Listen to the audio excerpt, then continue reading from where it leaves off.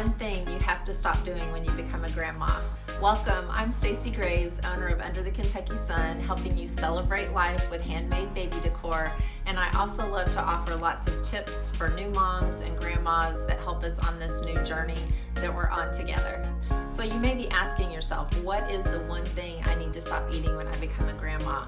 Well, there's probably lots of things that are going to pop into your mind, right? But there's one really obvious thing, and it's called processed food. And you may be asking, okay, that's pretty obvious, yeah. Or you may be asking yourself, what exactly is processed food? Because that could mean a lot of different things. You can Google it, you're gonna get all kinds of different answers, but it's really simple. It's anything that has extra sugar, extra sodium, and extra fat. And you're gonna find that stuff in lots of preservatives and additives. You're gonna find it on boxes when you read the labels and you don't even know what those words mean. That's gonna let you know this is not real food.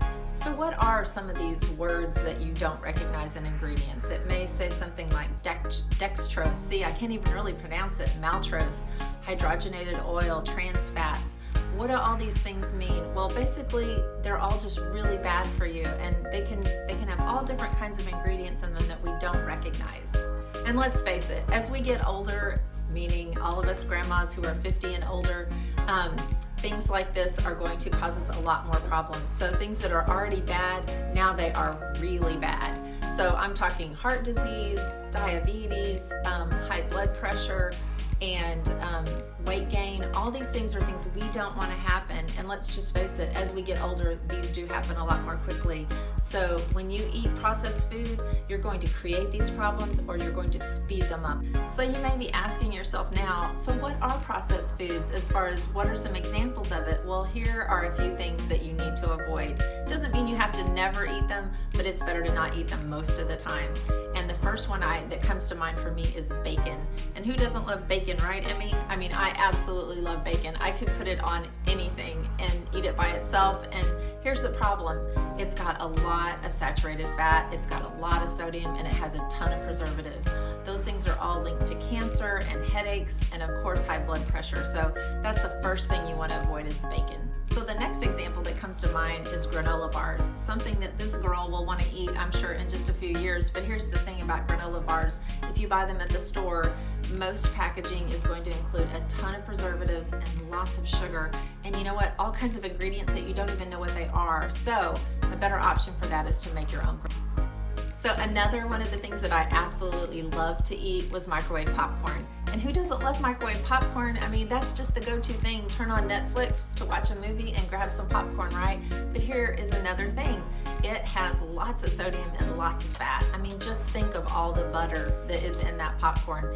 And the other problem is that the bag that is used to pop it in has chemicals in that bag that are linked to causing kidney problems and kidney function failure. So it's definitely not something you want to be having every day. So here's one more example to get you thinking. How about fast food? Who doesn't want to go to McDonald's and get the Happy Meal, right? But here's the thing. It is so bad for you. Lots of preservatives, lots of chemicals, all kinds of unidentifiable things in that food.